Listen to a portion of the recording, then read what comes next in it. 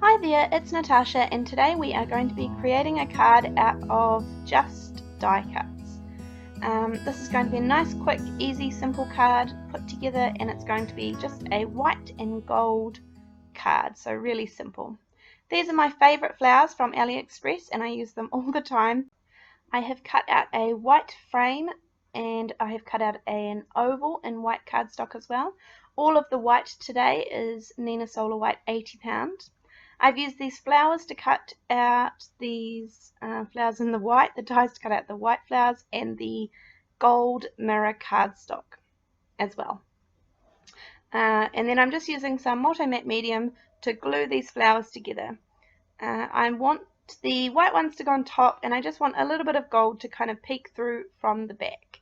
So I'm not trying to make them perfect and have them exactly lining up. I just want a little bit of the gold to peek through from the back.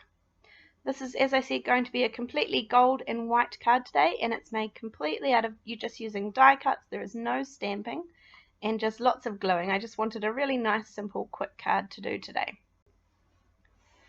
For some extra added detail, I've cut out this scroll 2 times, so I've got 2 of them, the scrolly, swirly flowers.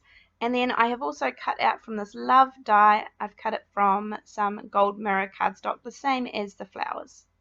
So now it's just a matter of putting it all together, and as I said, I've got this frame here, and I'm going to pop this up. This is the Doris foam strips that I got from Simon Says Stamp, and they're very, very thin, so I'm putting 2 each around each side of the border of this frame. And I just created this frame using 2 rectangle dies. It was actually sitting in my stash and I made it a long time ago, so just putting it to use now. And then I have an oval that I am going to glue right in the center of that, and I'm going to glue it down flat because I just thought it was just a little bit of extra added detail in the back. I didn't want it to be too plain.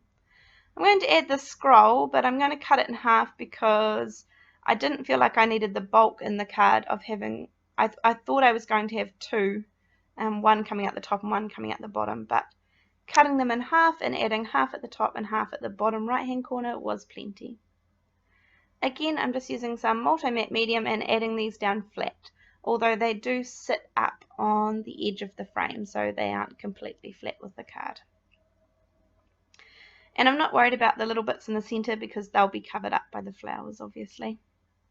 Then I'm having a play around with where I want everything to go, how many flowers I think look good on the card, and what size flowers to use. I had this here and I thought it looked a little too full. So I use some foam squares to pop up the flowers, and just one on the back, and they're completely hidden by the center of the flower.